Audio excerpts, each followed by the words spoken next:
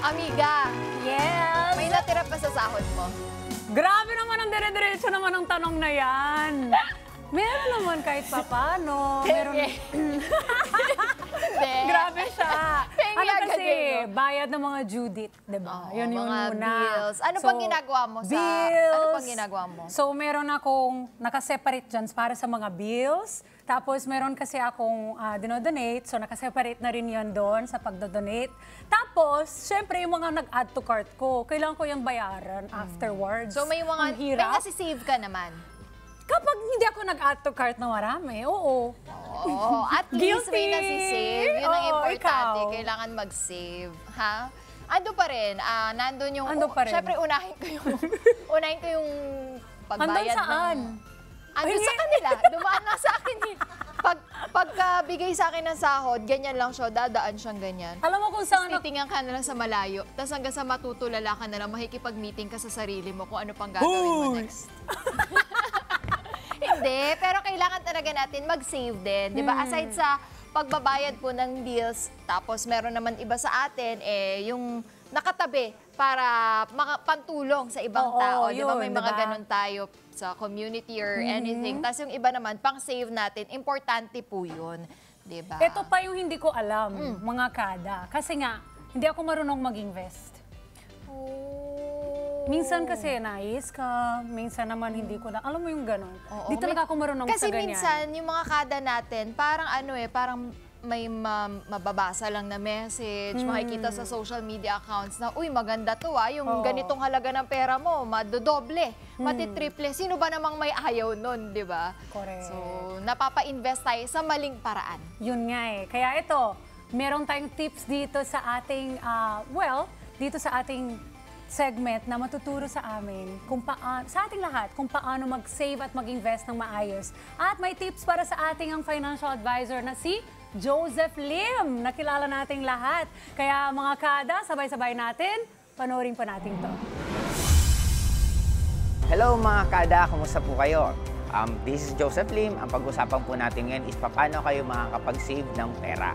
Number 1, dapat meron po kayong budget. Kasi napaka-importante po na dapat alam mo kung magkano yung pumapasok sa yung pera at magkano din ang lumalabas. Kasi sabi nga nila, ang pera para po yan karelasyon. Pag hindi mo po naaalagaan ng mabuti, hindi mo monitor kung saan po siya napupunta, sa daming dumating na pera sa atin, hindi mo alam lahat kung saan na napunta at wala ka ng hawak ngayon. Kaya yun yung unang mo dapat gawin, dapat meron kang budget. Number 2, dapat meron kang goal kung para saan mo gagamitin yung pera. Kasi di ba marami sa atin ang goal pang emergency, ang goal pang business.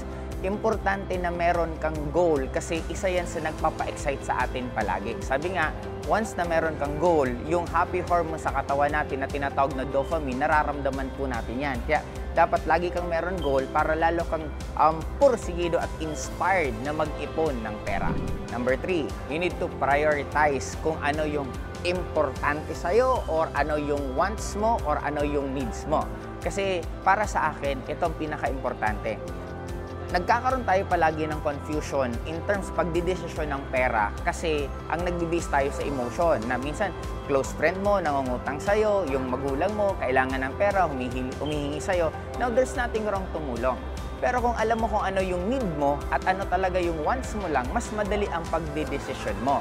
Kasi hindi ka magbibase sa emotion. Magbibase ka, eto ba talaga kailangan ko? Napaka-importante niyan kada kasi kung hindi, marami ka magiging impulsive decision na yung pera mo mauubos kung saan-saan na wala ka pa rin maiipon. Kaya importante na meron ka, para alam mo, parang example, ang ilalagay mong pera para sa needs mo, 5,000.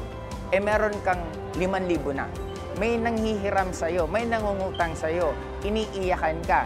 Di at least pwede ka sigurong tumanggi ng konti. Pasensya ka na, naubusan na ako ng pera kasi yung pera ko talaga ngayon na ilagay ko na sa mga dapat paglagyan.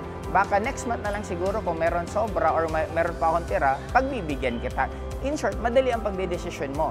Kasi pag wala kang ganon, kada may taong iiyak lang sa harapan mo, kada may taong magmamakaawa lang sa'yo, automatic. Siyempre, bilang Pilipino, matulungin tayo, talagang magbibigay ka ng magbibigay. Ending, ang dami mong tinulungan, tapos pag ikaw na nangangailangan ng tulong, hirap na hirap ka. Kaya, again, hindi po masamang tumulong, pero tandaan mo, huwag mo rin kalimutan ng sarili mo. At sa ating number 4, mas maganda, meron kang tinatawag na i-automate mo ng savings mo. Parang sabi nga nila, may isang libro, you need to pay yourself first. Ibig sabihin, pagdating ng sweldo, ang kadalasang ginagawa kasi natin, pagdating ng sweldo, bayaran yung mga bayaran, lahat ng gastos, yung matitira doon tayo mag-save. Ang dapat pala, unahin mo ang savings. Nang gawin mo, magkano ang kinita mo, yung dapat na ilalagay mo or target goal na savings mo, isave mo na. Ngayon, pwede niyo akong balikan ng tanong, paano nga kami mag-save? Wala ngang sobra, kulang na kulang nga. Yan na ang sign na dapat maghanap ka ng pagkakitaan. Tandaan mo, walang maidudulot na mabuti ang magreklamo, walang maidudulot na mabuti na aasa tayo sa ibang tao. Mas maganda kung kapos ka sa kinikita mo, sign na yan para maghanap ka ng ibang pagkakakitaan pa. At sa ating last, number 5 is don't follow the trend. Kasi lalo pa ngayon, syempre alam naman natin na ang mga malalaking negosyante, pinag-aralan nila ang psychology ng tao, kaya tayo pinapagastos tayo ng pinapagastos. Tip ko nga sa inyo pag mag-upgrade ka or bibili ka ng gadgets, mas maganda lagi lower version. Kasi ang lower version, mas dihamak na sobrang mura kesa sa latest version. Kung iisipin nyo, ang changes naman nila, sobrang kokonti lang. Kaya para sa akin, kung hindi mo pa naman kailangan magpalit ng sapatos, hindi mo pa naman kailangan magdagdag ng damit, hindi mo pa naman kailangan magbago ng gadget, wag muna. Walang mawawala kung hindi ka makikisabay sa mga trend na yan. Hi mga ka-Net25! This is Emma Tiglao. For more Kada Umaga updates, just click the subscribe button and follow us on Net25 social media pages at Net25 TV and at Net25 Entertainment Facebook page.